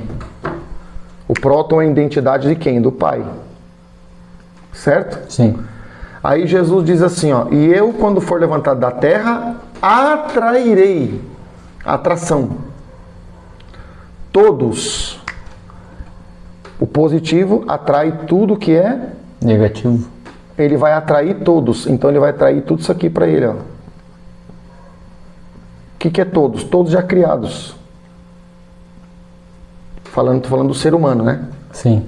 Vai ser atraído por ele. E para ele atrair tudo a princípio tem carga negativa. Por quê? Porque o ser humano tem pecado. Nós viemos do pecado. Então tudo está sendo atraído por ele. Só que essa carga positiva não é a identidade do seu pai. Sim. O pai não tem a característica de ser o próton pesado. Aqui Jesus está se identificando com a carga do pai, com a energia do pai, com o peso do pai. É como se o vetor expandisse. Porque se ele vai atrair tudo a ele mesmo, tudo que está em volta é negativo. A natureza foi corrompida. Gênesis 3,19, Deus diz para Adão, maldita é a terra por tua causa. Então depois do pecado, tudo é maldito. Sim. E se Jesus vai atrair o que é negativo, ele tem que ser Positivo. porque isso é o quê? Lei da elétrica. O positivo não atrai positivo, ou o negativo não atrai negativo. E olha o versículo 12, lê ele aí. Quando for levantado da terra, atrairei Todos a mim mesmo. a mim mesmo. Eu vou estar no centro, eu vou ser como o próton no centro, e eu vou atrair tudo. O vetor está se manifestando agora como seu pai, pesado e positivo. Sim. Tá fazendo sentido? Sim. Então a gente está vendo a identidade do pai no filho. Porque é Jesus que vai julgar. Quando o elétron sai, né, na figura que eu dei ali, quando o elétron sai, o átomo fica só positivo, porque não tem mais o balanço. Quando está balançado é neutro. Neutro não tem juízo, não pende nem para cá nem para lá. Mas quando o elétron sai, fica só o positivo. E o positivo vai puxar o que é negativo. Só que como a carga dele vem a carga do juízo, o dia do juízo, então ele vai puxar tudo que é negativo. E aí ele Sim. diz, eu vou atrair tudo a mim mesmo. Ele nessa hora está se identificando exatamente como seu pai é no núcleo. Entendi. Porque na Bíblia está escrito que o pai deu ao filho todo o juízo. Mas para o filho julgar, ele vai ter que se manifestar como sendo o pai, com a mesma identidade do pai. Não só com a mesma carga, mas com o mesmo sinal de carga. Sim. Tá fazendo sentido? Sim. Então vamos pegar o versículo para confirmar que tudo isso aqui é negativo, que tudo está em volta é negativo. Vamos pegar aqui na Bíblia? Isaías 64. Mas todos nós, tem alguma exceção? Não. Mas todos nós somos como imundo, negativo. E todas as nossas justiças como trapo de imundícia. Tudo é negativo. Aí eu anotei também o 137, porque ele fala do imundo e fala do trapo de imundícia. Sim. Aí ele diz assim, murchamos como a folha, e as nossas iniquidades como um vento nos arrebatam. Murchar é uma coisa e ser arrebatado é outra. 138. Sim. Então tudo está falando que nós temos a característica do imundo, da sujeira, do negativo. Por isso que ele vai como positivo atrair tudo. Não escapa ninguém. Não vai escapar ninguém. Juízo final. Não vai escapar ninguém. Romanos capítulo 3, versículo 23. Pois todos pecaram, todos é negativo, e carecem da glória de Deus, sendo justificados gratuitamente pela graça. Gratuitamente e graça são duas coisas que são parecidas, aparece duas vezes, anotei 139. Sim. O que eu quero enfatizar nesse versículo é, todos pecaram. Se todos pecaram, todos são Negativo. negativo. Nós só nos tornamos zero, perdoado por causa da graça. Que aí é o cancelamento da dívida. Sim. Para quem está no caminho. Então anotei aqui 139. Versículo 25. A quem Deus propôs no seu sangue como propiciação, mediante a fé, Por ter Deus, na sua tolerância, deixado impunes os pecados anteriormente cometidos. Então o que eu registrei aqui? Primeiro, tolerância e impunidade. Deus deixou a gente passar em branco. Certo? Mesmo nós sendo negativo, ele vai fazer esse juízo lá no fim. Sim. Ele não está julgando hoje. Então essa característica dele não punir é a misericórdia.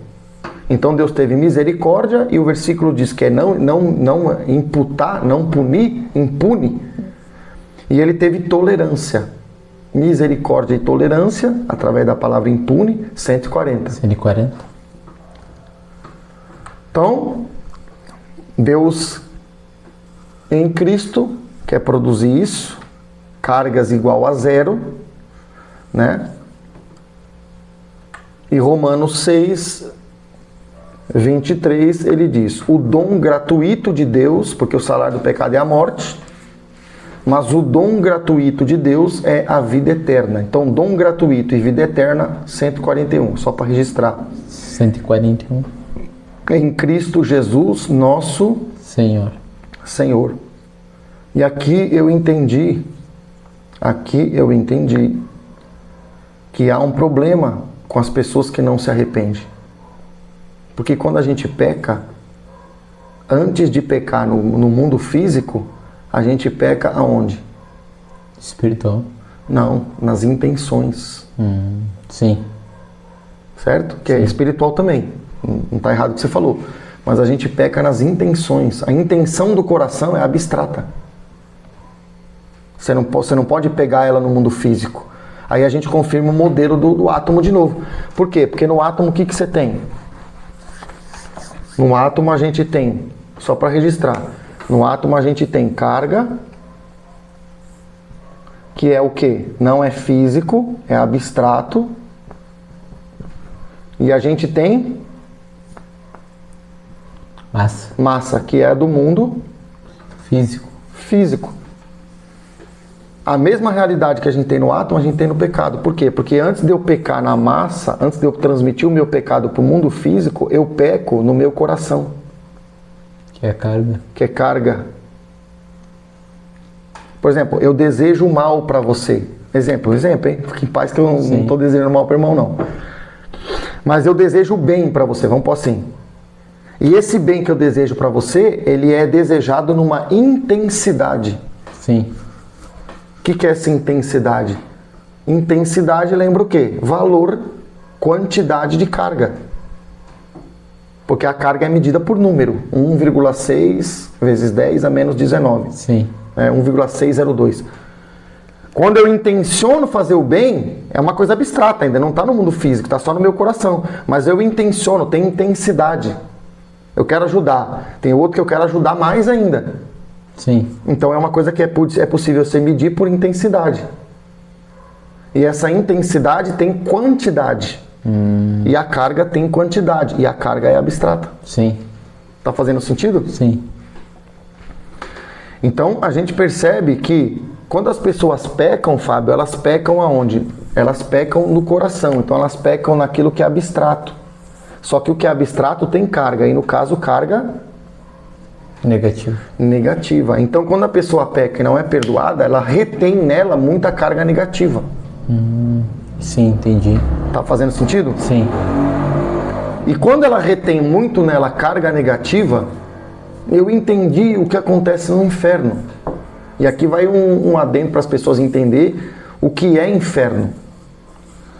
Quando a gente olha para o Marcos capítulo 9, versículo 44, está escrito assim, ó: onde não lhes morre o verme, nem o fogo se apaga. Duas coisas não acontecem. Como são duas coisas, registrei 142. Sim. Certo? A gente sabe que o desenho do átomo é esse aí, né? Sim. Sabemos? Sim. Tem um espaço muito grande, uma espessura muito grande no espaço vazio. Muito espesso. Muito espesso, exatamente. E aí eu entendi o que acontece quando uma coisa pega fogo. Ou quando uma coisa apodrece. Quando uma coisa apodrece, observa bem. Tem o átomo aqui, certo? Sim. E essa distância aqui é muito grande, não é? É muito grande? Sim. Quando uma matéria apodrece, quando uma planta fica podre, quando o nosso corpo é enterrado, que ele apodrece, eu entendi que os elétrons, eles saem do átomo. Quando o elétron sai, você concorda que essa distância toda aqui ela é perdida? Sim. Essa distância aqui, ó. Está dando pra, daqui até aqui, quando estava o átomo normal, tem essa distância toda, não tem? Sim. Tem essa distância toda, na verdade. Quando o átomo ele é apagado, quando o elétron vai embora, olha o que acontece. Se o elétron sai, o que era uma distância assim, vira isso.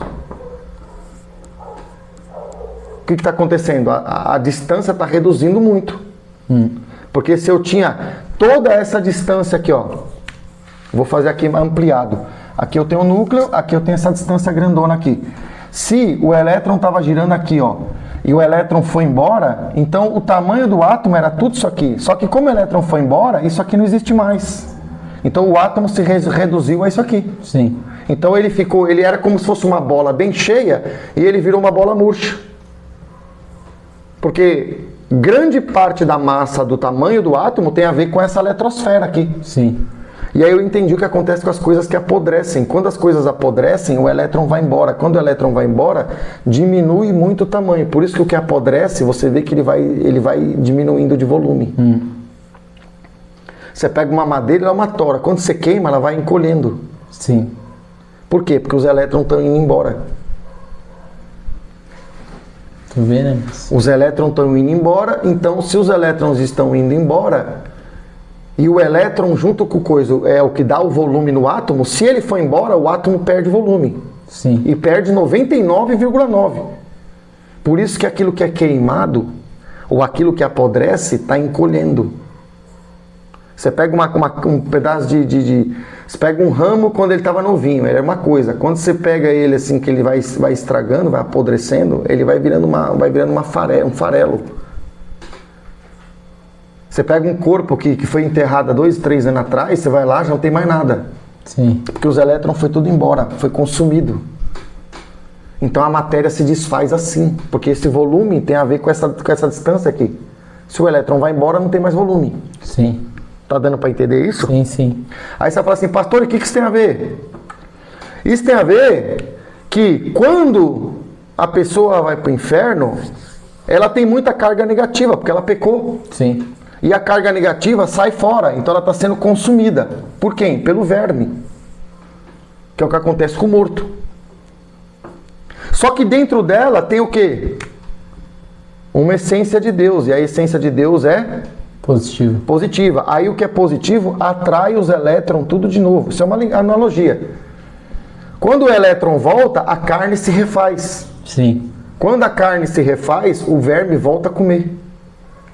Porque aqui está escrito assim, ó, onde não lhes morre o verme, porque na natureza o verme come e o corpo acaba.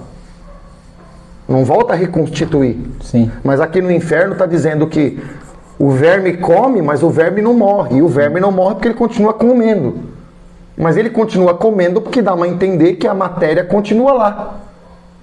Porque o elétron vai embora, mas o positivo, o testemunho de Deus, traz ele de volta, constitui de novo. E como constitui de novo, o verme come de novo. Sim. Aí o elétron vai embora. Aí quando o elétron vai embora, puxa de novo. Aí fica sendo consumido e refeito, consumido e refeito. E isso também confirma o verso porque diz que o fogo não se apaga. E o que é o fogo? O fogo é o movimento, a interação dos elétrons. Se os elétrons estão se movimentando, eles estão agitados, isso é calor. Sim. Fisicamente, a física diz que o calor é a agitação de elétrons. Se o elétron está indo e voltando, ele está se agitando, então tem calor, onde nem o fogo se apaga.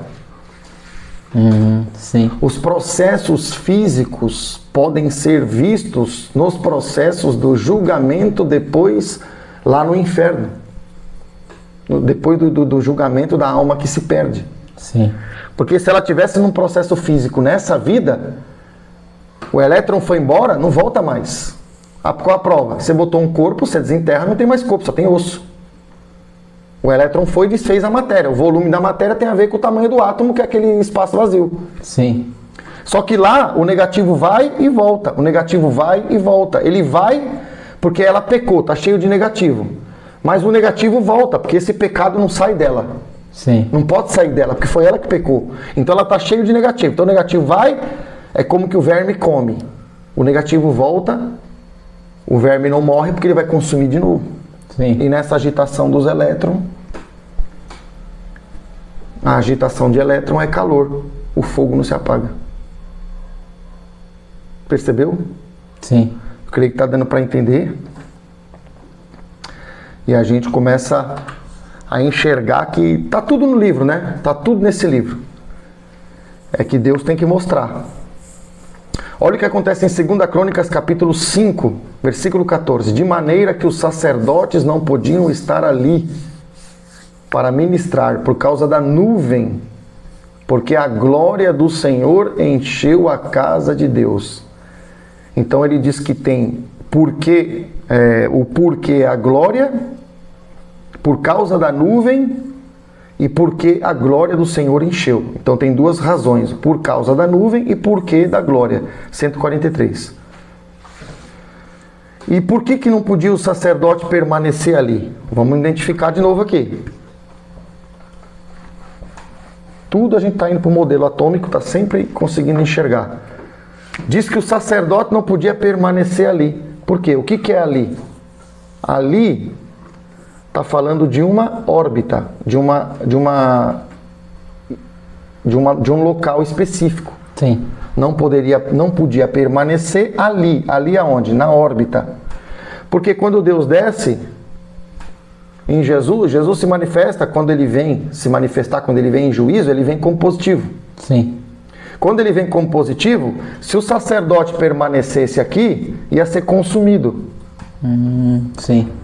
Então o sacerdote não podia ficar aqui, ele tinha que sair fora. Olha o que está escrito, de maneira que os sacerdotes não podiam estar ali, naquela órbita, porque não dava, eles não iam aguentar. Porque o positivo de Jesus é igual ao do Pai aqui. Quando ele vem no juízo, o positivo dele é igual ao do Pai. Sim. Ele assume a identidade do próton. E aí ele não pode entrar em contato com a gente aqui nessa matéria, porque aí ele vai consumir. De maneira que os sacerdotes não podiam estar ali, naquela órbita. Está fazendo sentido? Sim. Que é aquilo que a gente falou. Ele vai atrair todos, né? A divindade dele. Então, a gente entende o porquê desse versículo aí. Perfeito? Sim. E aí, irmão, a gente vê aqui, fazendo um desenho aqui, que nós, como cristãos, nós temos que nos identificar com Jesus, com aquele que está em volta da vontade de Deus. Então você vê que Jesus ele se identifica diante do Pai assim, mas quando ele vem para juízo, ele assume a identidade do seu Pai. Ele é o positivo. Sim. Certo? Mas diante do Pai ele assume a identidade de ser Negativo? semente. Sim. Usando o exemplo do vetor. Certo? Sim. E nós temos que ser assim, né? Nós temos que ter essa identidade. E aí como é que a gente identifica isso na Bíblia? Em volta do núcleo, o elétron é leve. Sim. Certo? Sim. Aqui é Pesado? pesado. Isso aí nós já estamos cansados de saber. Certo? Aí, se nós nos identificamos com Jesus diante do Pai, dessa forma aqui, olha o que a Bíblia diz. Porque a nossa leve... Aqui não é leve? Sim. Porque a nossa leve e momentânea tribulação, quer dizer que as provas que a gente está passando no servir a Deus, está se identificando com Jesus, mas é leve. Produz para nós eterno peso de glória. Está confirmando o sistema atômico. Aqui é a nossa prova, no nosso caminho. Sim. Leve e momentânea tribulação. Por quê? Porque o elétron é leve. Produz para nós Peso de glória. eterno. Peso de glória. eterno peso de glória acima de toda comparação. Então, leve e pesado, anotei 144. Certo? Sim. Aí nós entramos aqui, já estamos quase encerrando, nós entramos no versículo chave, nós entramos ali no Gênesis 1, 27, né, que fala para nós aí, e aqui nós vamos entrar em outro mistério, A primeira coisa que Deus cria em espírito, né, Deus cria o homem em espírito, Gênesis 27, Deus cria a imagem, lembra disso? A imagem aí, ó. Sim. Que é aquela imagem duplicada, invertida que a gente sabe, certo? Sim. A primeira coisa que Deus cria em tudo que Ele fez, Ele cria primeiro o homem em espírito. E esse modelo de criação, ele nos identifica com Jesus, porque Deus cria o homem e o homem foi feito à imagem de Deus, mas homem. Jesus foi feito homem. Então Deus nos cria parecido com Jesus. Sim. Na criação. Porque Deus se manifesta em Jesus como homem e nós somos feitos homem. Então Deus está identificando o ser humano, a criação que Ele fez, que Ele amou, com o Senhor Jesus. Sim. Aqui. Certo? Sim. E a gente sabe que em volta do elétron, porque o elétron é Jesus, está representando Jesus, nós em volta de Deus, certo? Sim. O elétron tem spin. Lembra disso? Sim. Só que a gente viu lá que a imagem é invertida. Só que os elétrons são igual. E agora? Porque Deus falou que criou homem e mulher. Ele criou uma imagem invertida. Sim. Mas o elétron é igual ao elétron. Então não é imagem invertida, é imagem e imagem. Como é que a gente vai entender isso? Se a imagem do elétron é igual à imagem do outro elétron. Quer dizer que em espírito, homem e mulher é igual. A gente já falou isso. Sim. Quer dizer que eletricamente, elétron é igual a elétrico. Mas tem uma coisa que no elétron está invertido. O que é? O spin. Quer dizer que na questão elétrica, homem e mulher está se identificando como igual. O espírito é igual. Mas na questão magnética, que é o spin, um é mais meio, o outro é menos meio. O spin está ao contrário. Então significa que o magnetismo, a parte magnética, é o que está nos identificando diferente. Sim, entendi. Agora, por que Deus tinha que identificar? Por que Deus tinha que identificar a parte elétrica igual e a parte magnética diferente? Porque no elétrico igual, no magnético diferente. O que é diferente entre um elétron e outro é o spin, porque a carga elétrica é igual. Sim. Mesmo sinal, mesma intensidade, mesmo tudo. Certo? Sim. E aí Deus me mostrou, porque o magnetismo na física é o magnetismo que mostra para o mundo força. Como assim, pastor? Não entendi. Vou lhe explicar. Quando a gente olha para o magnetismo, quando a gente olha para a carga elétrica, ela é percebida, mas ela não é usada para produzir força física, força mecânica. Sim.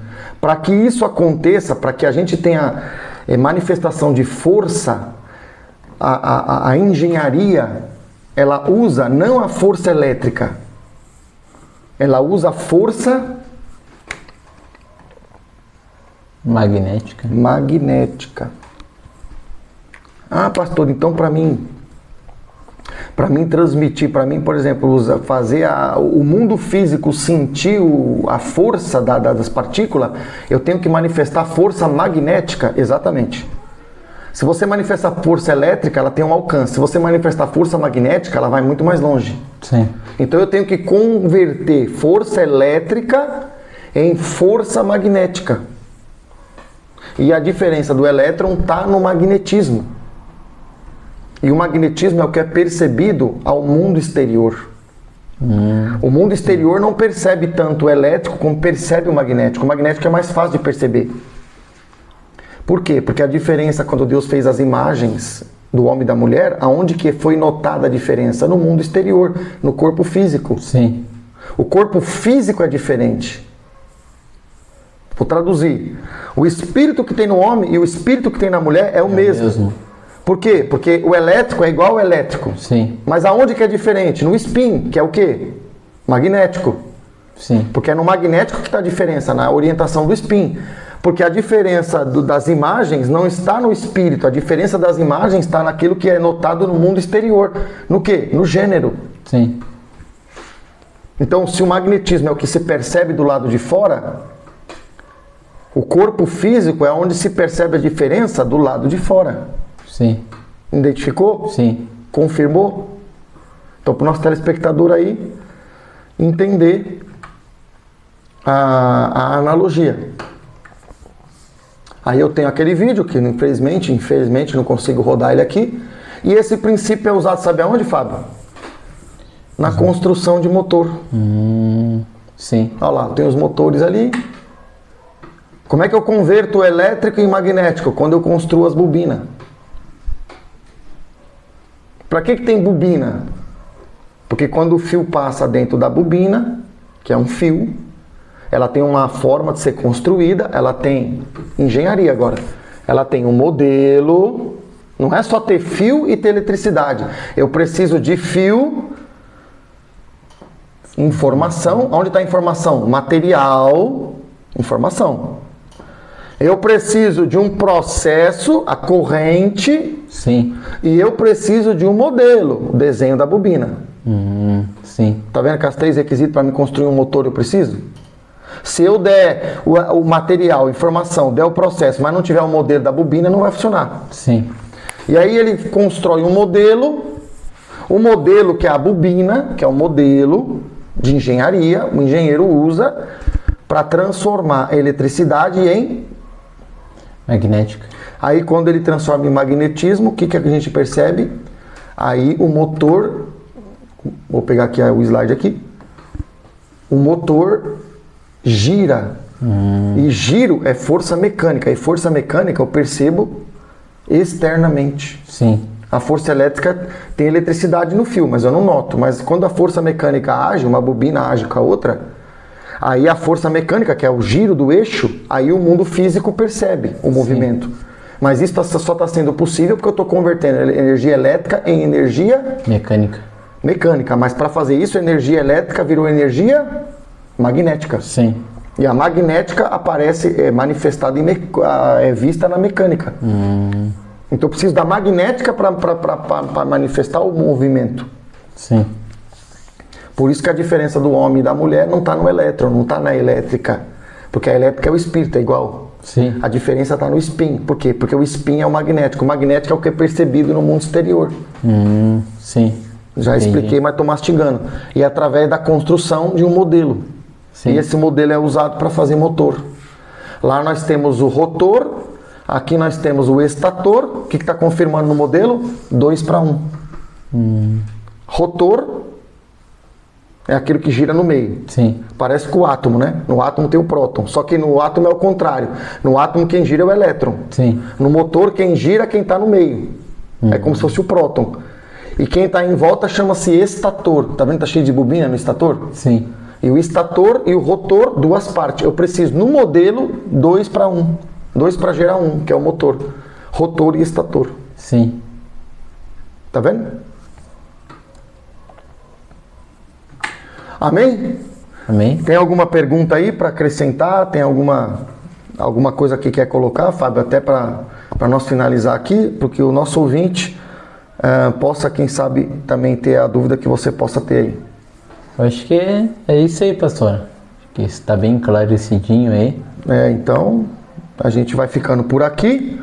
Um grande abraço e estaremos de novo no nosso Total Podcast, nosso próximo programa.